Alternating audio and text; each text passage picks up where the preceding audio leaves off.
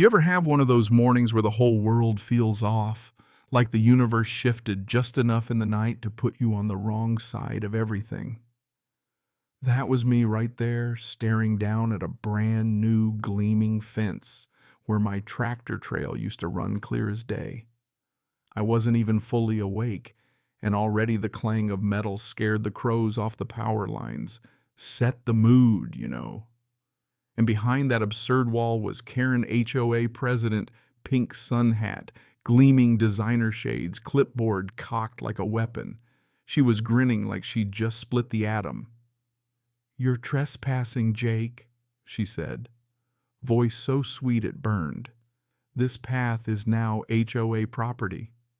And just like that, my jaw tried to crack a molar because that path my family's lifeline since before this whole subdivision had so much as a paved road. I told her easy as I could that her precious fence was a solid 10 feet past the actual boundary. She just laughed, told me the HOA revised the lines last month like it was a Word document and not the law of the land. I pulled out my dad's old county plat, laminated his handwriting curling in the margins, and she waved it away like I'd offered her a shopping list. "You can appeal at the next HOA meeting," she chirped, tacking a citation onto my tractor hood for running heavy machinery in a residential zone. That's when it hit me. This wasn't about rules, it was about control. See, Karen never did like living next to my property. The sound of tractors, the rooster at dawn, the honest-to-God smell of hard work, she wanted none of it. She wanted perfect lawns, sparkling fences, total quiet. I was the one thing she couldn't manicure, so now she was going to box me in if it killed her. And me, I was supposed to just go quietly. Well, I drove back to my barn white-knuckled and just sat there. The path she blocked wasn't a shortcut, it was how I kept the place alive. Without it, I'd have to take a 3-mile detour down a rocky slope that could flip a tractor. I knew deep in my bones Karen didn't care. She wanted to break me in, period. That night, walking the boundary line with Rusty, my old hound at my side, flashlight in hand, I kicked at one of her brand new fence posts. Concrete still wet at the base. She thought she'd won. But as the crickets buzzed, something thundered through my head, not a light bulb, a full-on storm. If I couldn't go over and I couldn't go around, maybe it was time to go under. My dad always said, "Don't fight a fool head-on, son. Outsmart him sideways." He never said anything about going underground, but close enough. The next morning, I played it cool. Karen waved from her porch like I'd already surrendered. At the county office, I asked Dale, the clerk, good guy, for old land surveys and irrigation permits. "That path's been here since 1953, he muttered, flipping files. "Your granddad used it for drainage." Boom. If it was a drainage line, I could claim agricultural irrigation rights, no HOA approval needed. That night, coffee and hand dog at my feet, I mapped it out on a scrap of plywood. Looked half like a blueprint, half like a conspiracy chart. Arrows, numbers, vent pipes, angles. But the math worked. Start at the old storm drain, go right under her fence, come up on the other side, all on my land. I bought pipe and welding tools under the excuse of irrigation repairs. No one blinked. The supply clerk even winked. "Give her hell, Jake." So I did. By night I was welding bits together, torch hissing, sparks flying. Rusty barking like he wanted in on the mischief.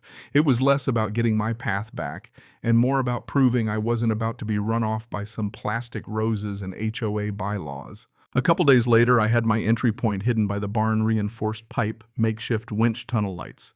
The soil was perfect, dense enough to hold, loose enough to dig.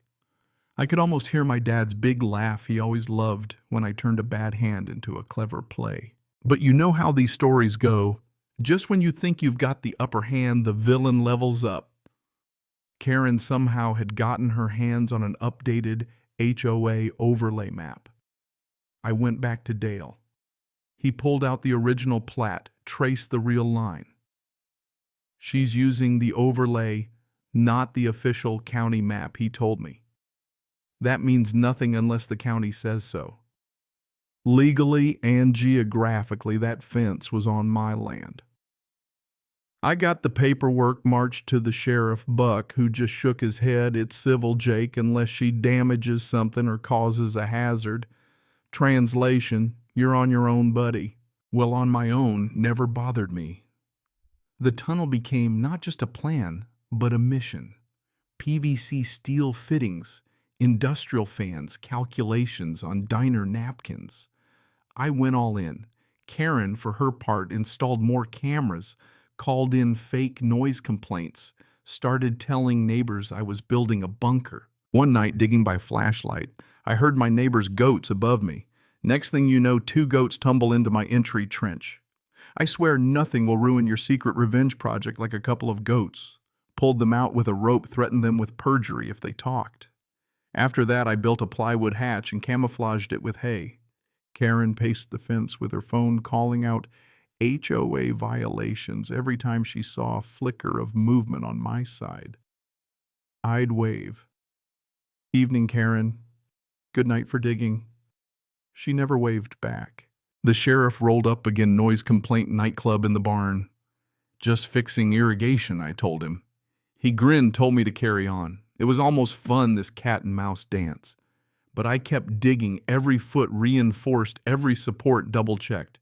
Even installed a little motion sensor to alert me if things got dicey up top.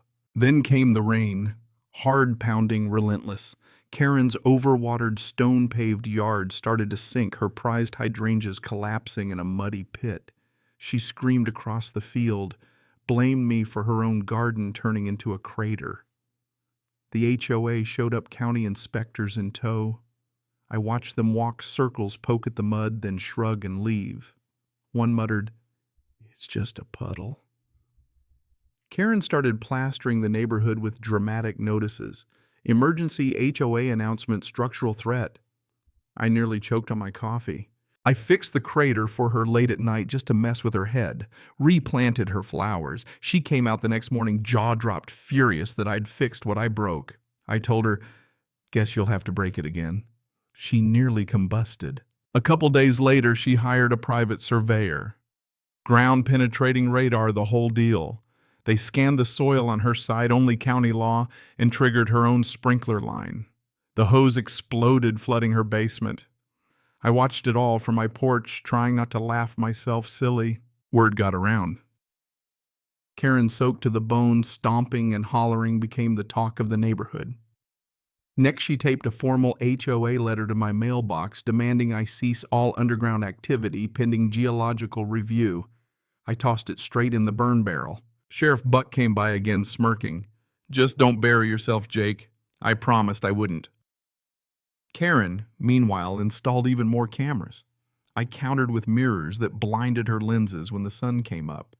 It was turning into a battle of wits, and honestly, I was winning. Finally, I broke through.